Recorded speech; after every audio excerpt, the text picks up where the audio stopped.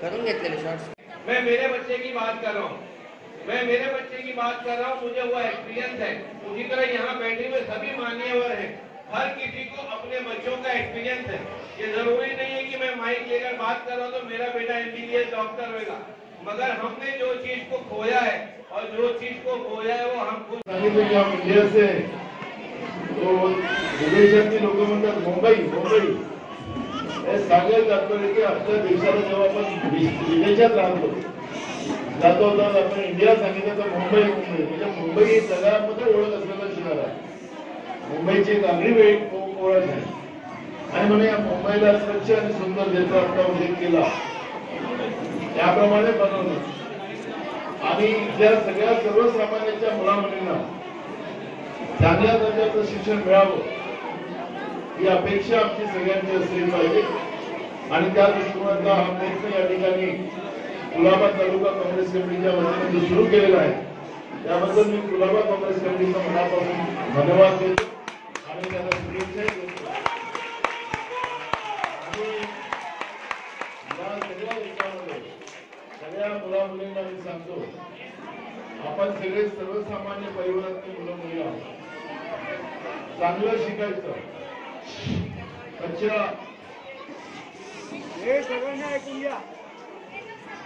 चांगला अभ्यास करायचा, अच्छी पढ़ाई करने का, अच्छी शिक्षा लेना है, अच्छी तालीम लेना है, अपने माँ बाप का भी नाम कमाना है और अपने सब रिश्तेदारों का भी नाम कमाना है और आपको बड़ा होना है। आप बड़ा होना चाहोगे, क्या बनना चाहोगे? Military, police, doctor,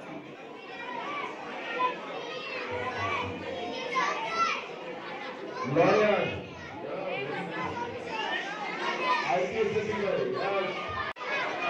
Congress party के जो पहले प्रधानमंत्री थे जिन्होंने आजादी की लड़ाई में महात्मा गांधी जी के साथ आगे शाना बशाना रहेगा देश को आजाद किया, उनका नाम क्या है? पंडित जवाहरलाल नेहरू। बोलो उनकी जय। पंडित जवाहरलाल नेहरू की जय। पंडित जवाहरलाल नेहरू जब प्रधानमंत्री बने तो उन्होंने एक सपना देखा, ऐसे भारत। मैं इसलिए आप लोगों को पूछा,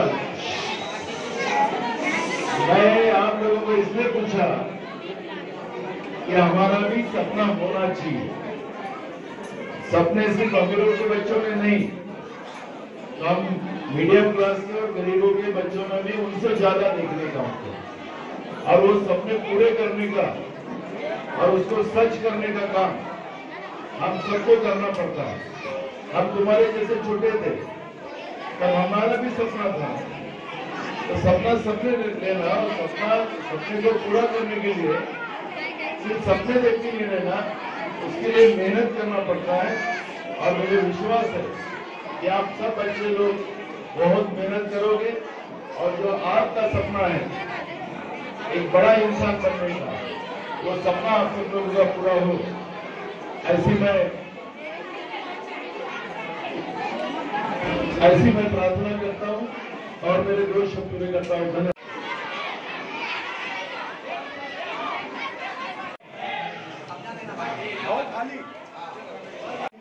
उस वक्त इतनी सुंदर छतरियां भी नहीं थी जब हम स्कूल में थे। ये बच्चे बड़े खुशकिस्मत हैं जिनको बहुत अच्छी यहाँ पर सुविधाओं का यहाँ पर एक भेंट दी जा रही है। मैं उनके सबका अभिनंदन करता हूँ।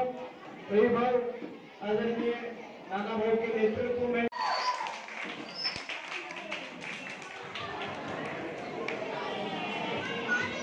यहाँ पर उपस्थित हमारे 224 के साथ में है। मैं नाना को गुजारिश करूंगा कि नाना हमारे वजार भाई यहाँ पर रहे। उनसे गुजारिश करूंगा कि ट्रेन चालक है बजाज जी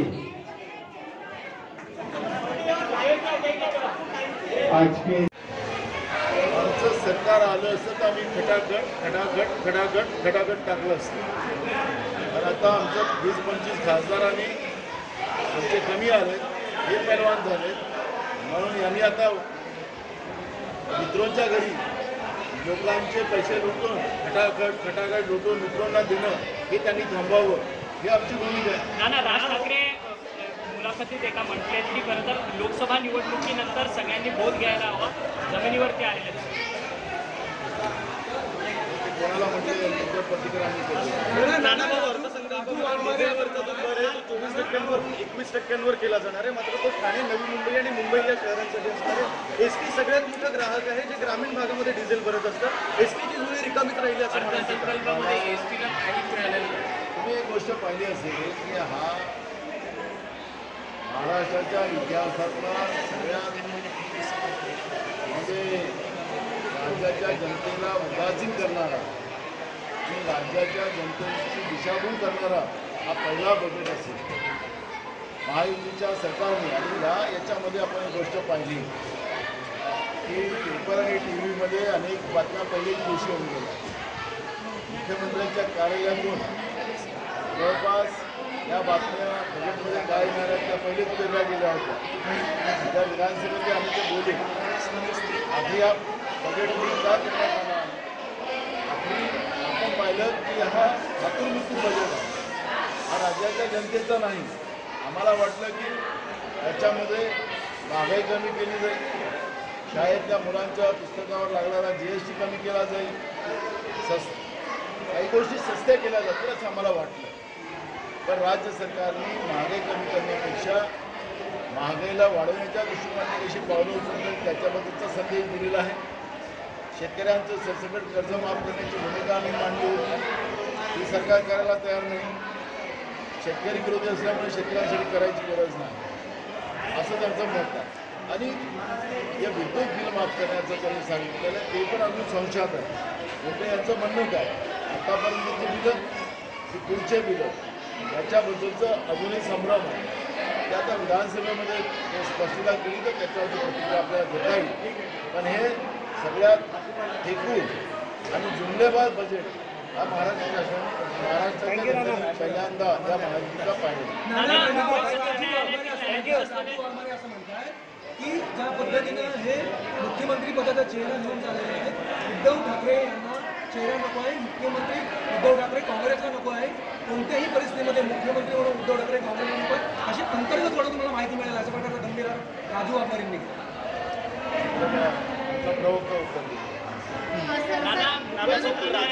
मुंबई सत्र न्यायालयातील जे न्यायाधीश आहेत राहुल बोकडे त्यांची बदली करण्यात आली आहे. खरं तर 12 जुलैला त्यांच्या अधिपत्याखाली शिखर बँकेच्या घोटाळ्याच्या संदर्भात सुनावणी होणार होती.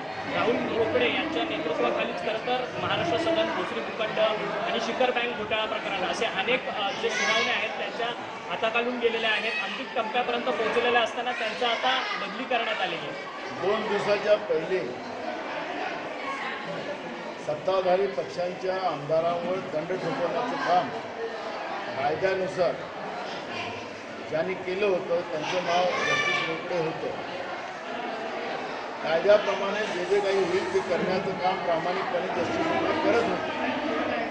पण आता हे सत्ता पक्षाचे लोक जिथं फसलेले आहेत त्यांचं पितळ उघडं होणार आहे आणि ते पितळ उघडं झालं नाही पाहिजे म्हणून जस्टिस बोकडेंची तातडीनं त्या पदावरून उचलबांगडी करण्याचं काम जे झालेलं आहे. सरकारचा न्यायव्यवस्थेमध्ये हस्तक्षेप हेच खऱ्या अर्थानं शाहू फुले आंबेडकरांच्या महाराष्ट्राचं दुर्भाग्य आहे. न्यायव्यवस्था ही मजबूत असली पाहिजे. न्यायव्यवस्थेला स्वतंत्र अधिकार आहेत.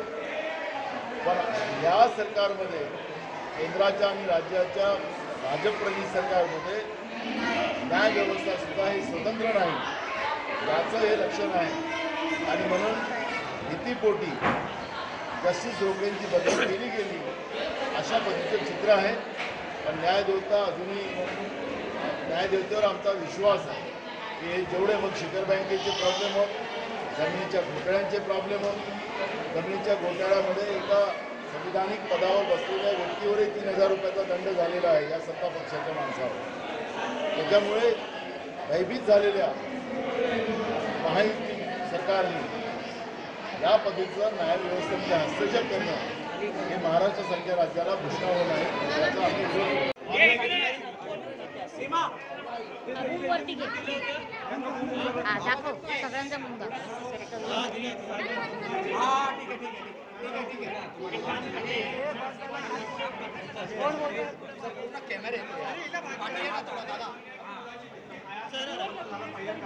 अजूनही दुधाची वाढलेली प्रायव्हेटमध्ये मोठ्या प्रमाणात दुधाची वाढत आहे.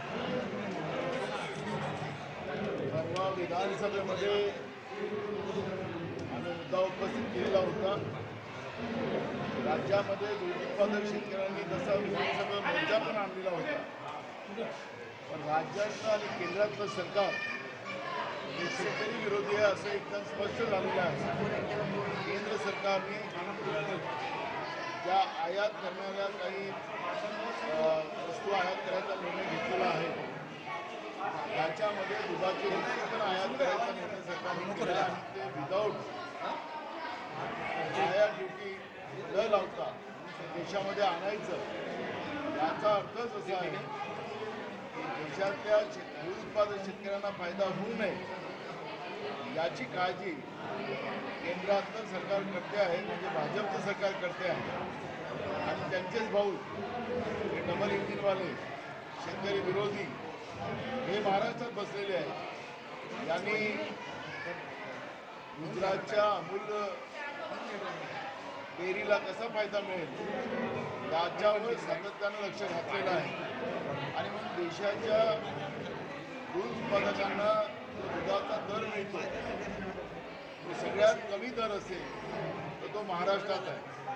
बाकी राज्यामध्ये जवळपास 40 रुपये लिटर दूध मिळणं दुधाला भाव मिळतो. पण महाराष्ट्रामध्ये 27 रुपये लिटर दुधाला भाव दिला जातो. आणि ह्याच कंपन्या शेतकऱ्यांचा दूध आपल्या पॅकेटमध्ये टाकला तर त्या दुधाची किंमत 45 ते 50 रुपये केली जाते. जे ग्राहकाला महागलं दूध पण उत्पादकाला कमी पैसे कसे मिळेल याच्यावर जे BJPचं नियोजन आहे त्याच्यामध्ये शेतकरी दिसला जातो आहे. आणि शेतकरी विरोधी धोरण हे भाजपचं कायम आहे. आणि म्हणून त्या दृष्टिकोनातून जे आयात आता दूध लुटणी केली जाते ते शेतकऱ्यांच्या जखमेवर मीठ जोडणार आहे त्याला आमचा विरोध आहे. नाना मात्र विखे पाटील यांनी थेट आरोप केलेला आहे की राजाराम बापू दूध सहकार असेल किंवा थोरातांचा असेल अशा मोठमोठ्या संस्थेनेच खरं दूध दिलं नाही आहे महानगरसारख्या डेअरीला. त्याच्यामुळे हे सगळा परिणाम भोगायला पडतो. दोन गोष्टी आहेत. विखेंचं वेगळी पोटदुखी आहे. त्यांचं नगर जिल्ह्यातलं भांडण आहे. विरोधकांवर आरोप करणं हे त्यांचं काम आहे. पण प्रश्न आहे की महाराष्ट्राच्या दूध उत्पादकांना जे 27 रुपये दर दिला जातो आहे दर कमी जास्त करण्याचे अधिकार हे राज्य सरकारचे. राज्यांनी अमूलसाठी जे महाराष्ट्राच्या सरकार दूध उत्पादक शेतकऱ्याचं जे नुकसान करत आहे ते का ते लपवत आहे त्याच्यावर का बोलत नाही. आखरी राज्यातलं सरकार हे गुजरात भारतनी आहे हे जे आम्ही सातत्यानं म्हणतो तोच विषय पुढे येत आहे. आणि म्हणून दुग्ध विकास मंत्र्यांनी आरोप कर्तव्यामध्ये न पडता दूध उत्पादकाला 40 रुपये लिटर दुधाला भाव मिळाला पाहिजे या पद्धतीचं नियोजन त्यांनी करावं ही मागणी आमची आहे. महाविकास आघाडीचे एक पक्ष तुमचा जो मुख्य पक्ष आहे उद्धव ठाकरे गट त्यांचा असं म्हणणं आहे की मुख्यमंत्री चेहरा घेऊन पुढे गेला पाहिजे. राष्ट्रवादी काँग्रेस पक्ष आणि तुमचं असं म्हणणं आहे की महाविकास आघाडीत दोन चेहरा पुढे आहे. याचा अर्थ असा मानला जाईल की तुम्ही दोन एकत्र वेगळे आहेत आणि उद्धव ठाकरे वेगळे आहेत. आमच्या महाविकास आघाडीमध्ये हिटलरशेन नाही. आपलं मत मांडण्याचा अधिकार आहे. त्यामुळे प्रत्येकाला आपले मतं मांडण्याचा अधिकार आहे. आणि ज्यावेळेस महाविकास आघाडी म्हणून आम्ही बसू त्यावेळेस एकत्रित आम्ही राज्याच्या जनतेसमोर जाऊ अशा पद्धतीची भूमिका आमची आहे. त्याच्यामुळे मतभेद नाही मतं मांडण्याचा अधिकार. मात्र आता ज्या पद्धतीने आहे ते नरेटिव्ह फेल करता येणार नाही असा खोटा नरेटिव्ह पसरून मतं मागता येणार नाहीत अशा पद्धतीची एक टीका होते. मला महाराष्ट्र सरकारने बजेटमध्ये शेतकऱ्यांच्या शेतीचं विद्युत आता पुढच्या काळात फ्रीमध्ये देण्यात येईल याची कोणती घोषणा केली. मला त्यांना सवाल असा करायचा आहे की नरेंद्र मोदीजींनी लोकसभेच्या निवडणुकीच्या मध्ये सांगितलं होतं की केंद्रात आमचं सरकार आलं तर शेतकऱ्यांच्या शेतीचं विद्युत बिल माफ म्हणजे त्यांना फ्री दिलं जाईल अशी घोषणा नरेंद्र मोदीजींनी केली होती. मग आता राज्य सरकारला आपल्या कुतुरीवर भार टाकायची गरज काय? नरेंद्र मोदींनी दिल्लीत सांगितलं होतं की केंद्रात आमचं सरकार आल्यानंतर आम्ही करू. मग नरेंद्र मोदीनं फेक नेरेटिव्ह टाकला होता का? या प्रश्नाचं उत्तर त्यांनी द्यावं ना. काँग्रेस पक्षाने आजही आमचं सांगणं आहे की लाडली बहिणा या योजनेचा GR आपण राज्य सरकारचा फाडलेला आहे. त्याचं पोस्टमॉर्टम आता आम्ही उद्यापासून करू. पण तो GR आपण पाहिला तर राज्यातल्या किती महिलांना फायदा होईल ही शंका आता प्रत्येकाच्या मनात आली. जाहिरातीमध्ये जेवढा पैसा खर्च करतात आहे आणि आता या सरकारमध्ये एक गोष्ट पाहायला मिळत आहे. काल आमच्या विरोधी पक्षनेत्यांनी हक्कभंगसुद्धा दाखवण्याची भूमिका घेतलेली आहे की अजून बजेट पारित पूर्ण मंजूर झालाच नाही. तरीसुद्धा काल विधानसभेच्या अध्यक्षतेच्या माध्यमातून राज्याच्या मुख्यमंत्र्यांनी आम्ही हा GR काढलेला आहे असं घोषित केलं आहे. एवढी घाई कशासाठी? एकनाथ शिंदेच याला क्रेडिट घेत आहे आणि देवेंद्र फडणवीस आणि अजित पवार फक्त पाहतात आहे. अशा पद्धतीचं चित्र आपण पाहतो. त्यांना असं वाटतं की आम्ही ही योजना दिली म्हणून आम्हाला त्रास होत आहे. आम्हाला त्रास नाही आहे. आमचं म्हणणं आहे की महागाईच्या काळात 1,500 नाही चालणार. काँग्रेसची नकल तुम्ही करायला गेलात आम्हाला आमच्या बहिणींना 8,500 रुपये दर महिन्याचे मिळाले पाहिजेत ही काँग्रेसची भूमिका आहे. आणि ज्या GRमध्ये ज्या अडचणी तुम्ही टाकलेल्या आहेत तुम्हाला कुठल्या योजनेचा फायदा मिळाला असेल तर मिळणार नाही. किती महिलांना राज्यात फायदा होणार आहे? किती अटी तुम्ही टाकल्यात? हा दिखावा. काल भारताने जशी वर्ल्ड कप फायनल मॅच जिंकली तशा पद्धतीने आम्ही आगामी काळात महायुतीमधून विधानसभेची मॅच सुद्धा जिंकू. आमच्या मित्रांनी ऐकलं नसेल तर रात्रीचे मी पण मॅच पाहत होतो. इंडिया इंडिया इंडिया इंडिया जिंके. मला सांगतो की अजून मित्रांना माहिती नाही जमिनीवरचे पुष्कळ झालं मला माहिती आहे. त्यामुळे स्वाभाविक आहे हारलेल्या व्यवस्थेतले आमचे मित्र आपल्या सैन्याला थोडी ताकद देण्याचा प्रयत्न करतात. त्यांचं काम आहे. इथं इंडिया जिंकते हा विश्वास पाहण्याचा जनतेला आहे. मला भाऊ आत्ता 80,000 कोटींचं कर्ज आहे. देशामध्ये दुसऱ्या क्रमांकावर महाराष्ट्र राज्य येतं आणि या वर्षात आणखी जवळपास 1,30,000 कोटींचं कर्ज काढलं जाणार आहे. राज्य कर्जबाजारीपणाकडे चाललंय असं वाटतंय का? सगळ्या दिवशी सांगितलं की महाराष्ट्र यांनी दादाई सांगलं महाराष्ट्राला आज एखादा बाळ जन्माला येत असेल त्याच्यावर 70,000 रुपयाचं कर्ज घेऊनच ते बाळ जन्माला येणार. अशा पद्धतीची परिस्थिती ही महाराष्ट्रातल्या जनतेची या लोकांनी करून ठेवलेली आहे. आणि भ्रष्टाचाराच्या माध्यमातून मोठ्या प्रमाणात लूट करून स्वतःची घरं आणि नरेंद्र मोदींच्या मेट्रोची घरं भरण्याचं काम महाराष्ट्रातलं सरकार करते आहे. आणि महाराष्ट्राची जनता हे पाहते. यांचं उत्तर येणाऱ्या ऑक्टोबर महिन्यामध्ये जनता देईल. महानगरपालिका ही सगळ्यात श्रीमंत महानगरपालिका आहे. मुंबई महानगरपालिका ही सगळ्यात श्रीमंत महानगरपालिका आहे. या शाळेमध्ये मोठी व्यवस्था झालेली आहे. शौचालयाला दरवाजे सुद्धा नाही. आतमध्ये सुद्धा फुटलेले आहे. कसं पाहता तुम्ही? प्रशासक आणि सरकार गेल्या 3 वर्षापासूनचा जो लोकशाहीचा विश्वासघात करणारं जे सरकार महाराष्ट्रामध्ये बसलेलं आहे त्या सरकारचं हे पाप. मी काही वर्गखोल्या पाहिल्यात. मी आता त्यांचे शौचालय पाहिलेत. मुलींच्या शौचालयामध्ये सुद्धा दारं नाही. मुंबईसारख्या शहरामध्ये मुंबई ही आमच्या देशाची नव्हे तर जगाची ओळख आहे. आणि इथं सर्वसामान्यांच्या मुलामुलींना शिकण्याच्या दुरवस्था या सरकारच्या भ्रष्टाचारी मानसिकतेमुळे निर्माण होत असेल हे मुंबईसहित पूर्ण महाराष्ट्राचं दुर्भाग्य आहे. इथं इथे किती वास येतोय आपण सगळे ते वासच सहन करतो. आमची लहान लहान मुलं, चिमुरडी मुलं, शिक्षक तिथे कसे राहत असतील हा प्रश्न माझ्यासमोर उपस्थित झालेला आहे. ज्या विधानसभाचं हाऊस सुरू झालं तर मी हा प्रश्न मांडणार आहे. सरकारला याची जाणीव आम्ही करून देणार आहे. गोरगरिबांच्या सर्वसामान्यांच्या मुलामुलींना महानगरपालिका, नगरपालिका, जिल्हा परिषद शाळेमध्ये शिकणाऱ्या मुलामुलींना सरकार असं वागवत असेल ते कदापि आम्ही सहन करणार नाही. विधानसभेत मांडू मिळालं तर रस्त्यावर पण विधानसभा अध्यक्ष इथून आमदार आहेत. खरं तर विधानसभा अध्यक्षांनी आपल्या सगळ्या ज्या मूलभूत सुविधा आहेत त्यांच्या मतदारसंघातल्या त्याकडे लक्ष न देता अधिक राजकारण जे एका संविधानिक पदावर आहेत त्याच्याबद्दल मी त्यांना बोलणार नाही. पण वाईट परिस्थिती आहे एवढंच इशारा केला.